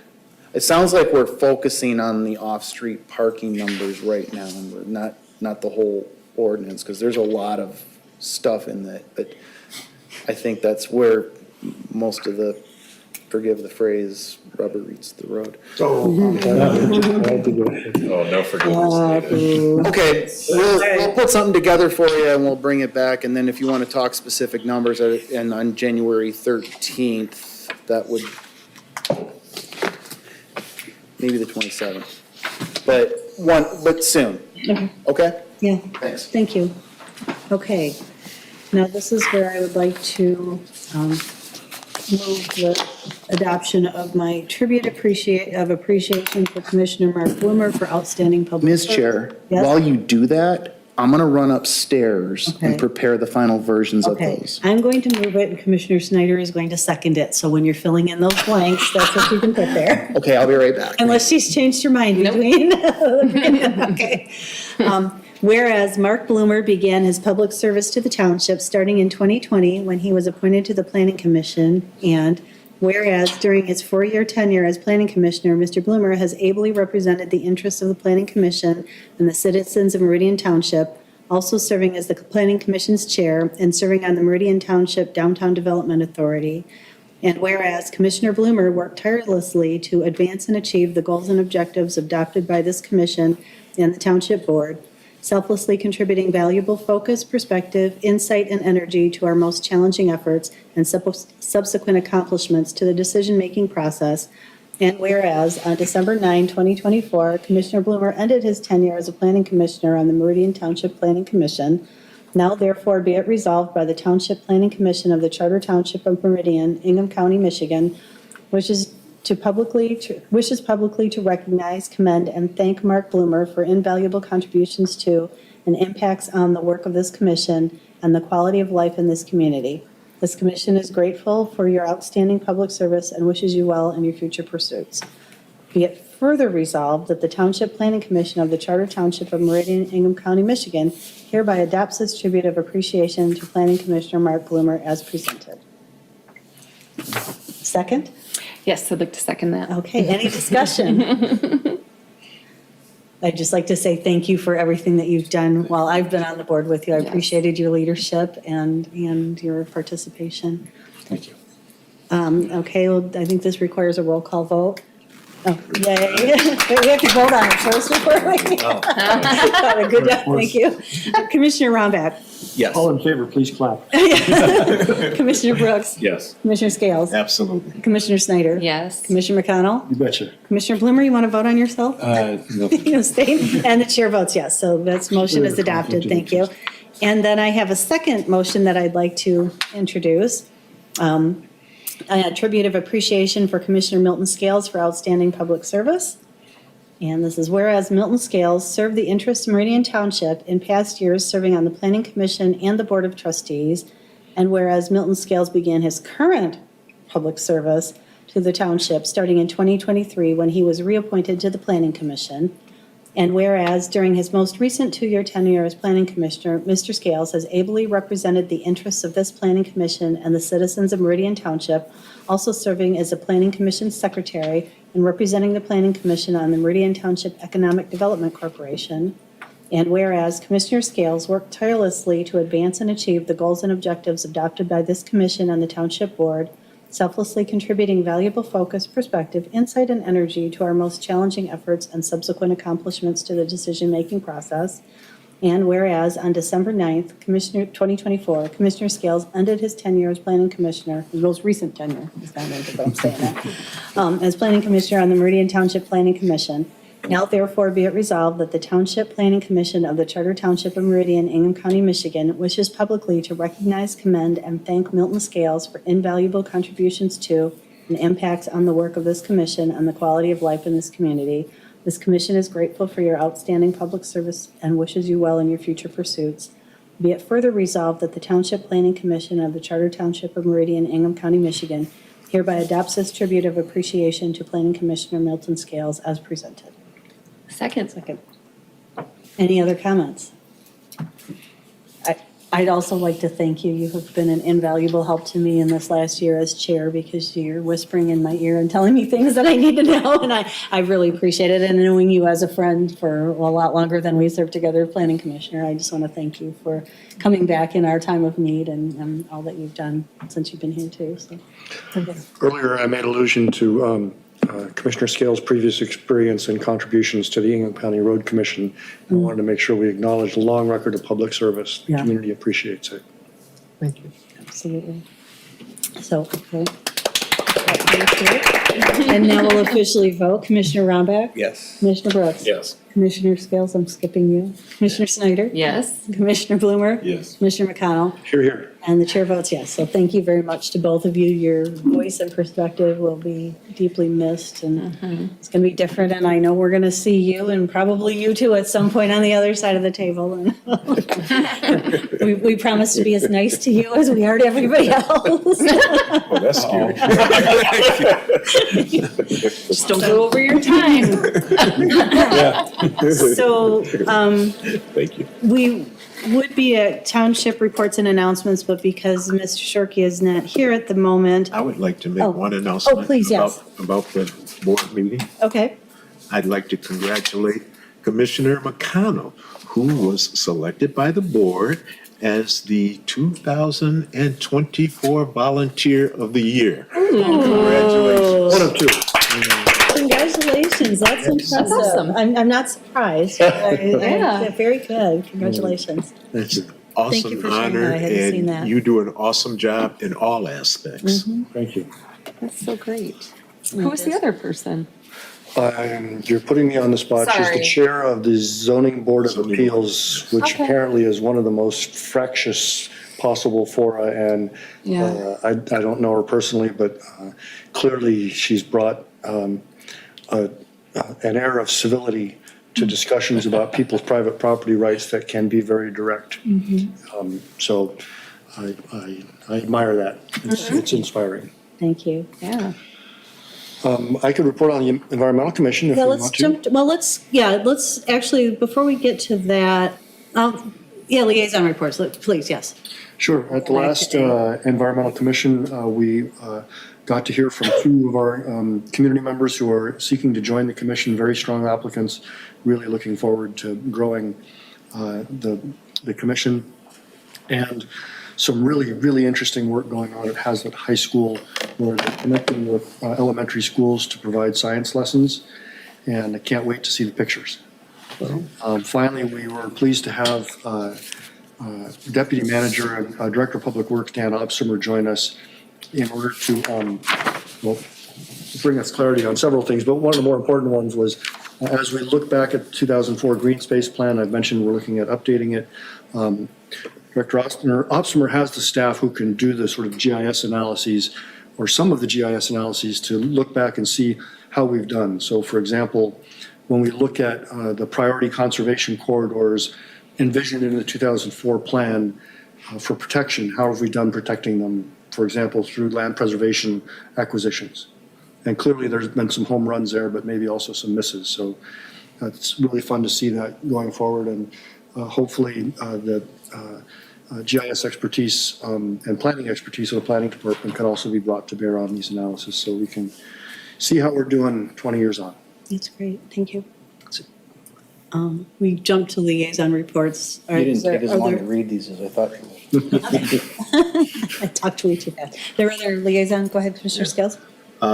The ERC and the Brownfield Redevelopment Authority did not meet again, and I notified the director that I'm no longer going to be the representative for either one of those commissions or boards. So you need to think about who you're going to appoint for that too. Thank you. Yeah, that'll be our January meeting. We have a lot of reorganizing to do in terms of officer selection and committee assignments and all of that. So thank you. And thank you for your service on both of those as well. Any other reports from? Okay, we'll go back to then the township board update if you have Sure. one. Have it? At the December 3rd Township Board meeting, the Township Board did approve the special use permit for Okemos Gateway LLC at 1614 West Grand River Avenue. That is a recreational marijuana retailer. They will now have to go through site plan review. That's the only one of the 4 that has been gone through the process that is on vacant land. They also heard the text amendment for the Village of Namoka update. Remember, we did that back in June. Apparently, it looks big, because you remember the village of Namoka just has references, and that was part of the issue, that the references over time have just become wrong. So in correcting the references, we selected to just do write the language out, just fill the language out, and then there were amendments within that language. And they wondered why they were doing that, and Director Schmidt pointed out the stacking, like how our zoning ordinance stacks, how everything goes back to the RR district. And as a result, he said, kennels are allowed in our residential districts, and that caught their attention. And now there seems to be a little bit of initiative to maybe start looking at our zoning districts and differentiate them a little bit, and we'll see where this goes. Okay. Keep us posted. Thank you. Any questions? Okay, then I think we are down to project updates. Yep. The demo permit has been issued for the building at 2731 West Grand River, where the Starbucks is gonna go. Apparently, they're gonna do some fire training in there first. They did? Okay, good. But that is moving forward. And then I took Urbana off the list because they got their C of O. And Delta Dental, this isn't anything that would have gone before you. It was all interior, but they put a lot of money into an interior renovation. They're going to, and that's still under permit review. So it's worth noting the huge investment in our township, even if it doesn't result in anything outside that is noticeable and would turn into a special use permit or a site plan. Thank you. Any questions? Okay, then we are at item 12, which is public remarks. I see that we have a couple members of the public. Would you like to speak during this portion of public comment? Okay, please come to the microphone and give us again your name and address. I think we can use the same sheet, right? Yeah. Thank you. Hello again. My name is Jim Brandell, and I live at 1504 Piccadilly. I'm like Milton, I'm not up by the house that asked for the permit. I'm way in the back, so I'm not as impacted where I live day in, day out, morning and night, because this is way to the front. But I'm confused with, you started to say, one of you, that from 1 to 7 kids to babysit, there's state law, but 8 and above, there's some local, I thought someone said there's some local ordinances that might come into play. And did I hear that? I don't know. My comment is, if I heard that right, why does Meridian Township not have any local ordinances that could impact this decision? I heard somebody say 8 and above, some local stuff applied. I guess the other public comment, that I wouldn't put my kids there if there's no egress lower than 4 foot with 14 kids in a basement. I think the board here should have some conscience to protect the kids in case there was a fire. And my comment is, I think you guys are hiding behind state law. That's what I'd like to say. Thank you. So Heidi Doherty, 1593 Dowling Street. And those were actually not the applicants, correct? He mentioned that the parents had the daycare. So those were not the applicants? Yes, they were. Yes, his mother was there, yes. That is the applicant. Oh, okay, gotcha. And then the ages of the kids, since they've had them all along and now one's 4, as the assumption is the 4-year-old's gonna be dropped off at a school bus when he's 6. You see what I'm saying? Like, how far, are there restrictions on the ages for this particular home? We typically don't respond to public comment, so. Oh, gosh, sorry. Yeah, I'm sorry. You can share your Sorry. thoughts and opinions with us, but it's not an interactive. Okay, I got it. Okay, so I just got it. First of all, on the traffic comment, it's not the entire neighborhood. Okay, it's the 100, is one block that's about to see 30 cars a day, one block and 2 exits. The entire neighborhood has nothing virtually to do with it, except they're not going to be able to exit. but these 30 cars are gonna pass by my house every day. I'm 2 houses down. Okay, so I just want that to be understood. The traffic situation is gonna be bad trying to get out of my driveway. Okay, because all this traffic, again, is in the one block. Okay, also, there is no noise ordinances during the day. So I've got to listen, I'm 2 doors down, I've got to listen to 14 kids every day in the backyard. I mean, if anybody's got any advice, I've been there for 25 years. I chose now, since I'm retired, I've chose to stay there rather than moving someplace else. And now I'm in a serious jam because I'm going to have to listen to everything that goes on over there.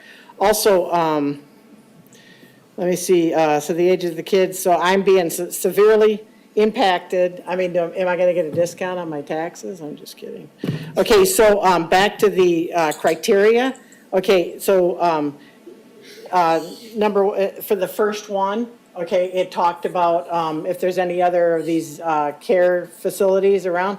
How come, like, the 2 huge senior citizen centers we have at Marsh and Tyhart, and then the memory care at how come that's not included in the caregiving, bracket or whatever? So we've already got a huge, that's Hurricane Swan, sorry. And so I'm not sure why that's all not being counted, because there's a lot of memory care and senior citizen housing right there in that little strip right before Tyhart. And then, and then the number 2 ordinance of the thing, the criteria, it's not gonna be a common house. I mean, the trash is 14 kids. There's no way that trash bin is gonna look like mine. Oh, that's it? You got 30 seconds, right? Or is that? Oh, okay. Oh, that was No, it? that's it. Okay. Okay, sorry. It's okay. Thank you. And Yeah. you can also please feel free to send in any written comments that you may have and/or come to our next meeting where this should be on the agenda. The agenda will be posted on the township website. Thank you. And I know we don't respond. The question to clarify, state law allows by right the smaller group homes, so township has no discretion over that because the state law allows it by right. But it's when they get to be larger, the up to 14, that the township has to issue a special use permit under the conditions that we've been discussing The tonight. state allows State allows. group childcare homes, 8 to 14 children, to go through local zoning approval, but then the state then says, here are the criteria you're going to use to judge it by. So it's still a function of state law. The others are only state. The township has no ability to regulate those. You can still address concerns to the state, Laura, the licensing and regulation department. Okay. Thank you. Any ideas what to do, though, as people are down? Let's talk after the meeting, if you don't mind. So if there is nothing else on our agenda, I think, Commissioner comments, I'm sorry, I skipped over that. Does anybody have any comments that we have not yet addressed? I can just say that, thank you, and I've enjoyed working with each and every one of you. It's been a pleasure. Thank you very much. Thank you. Real quick, Yes, the exemplary chair of the Zoning Board of Appeals is Alexia Mansour. thank you. Appreciate that. Let's get that on the record. Yeah, I'd like to say the same thing as Milt. It's been a pleasure. I've enjoyed coming to these meetings. I've enjoyed interacting with you people, and I'm sure that you're doing great benefit for the township. Yes. I second. Thank you. Whereas, therefore, I move to adjourn. Okay, is there a second? Second, okay, all in favor? Aye. And we are adjourned at 8:29. Is the plan still to?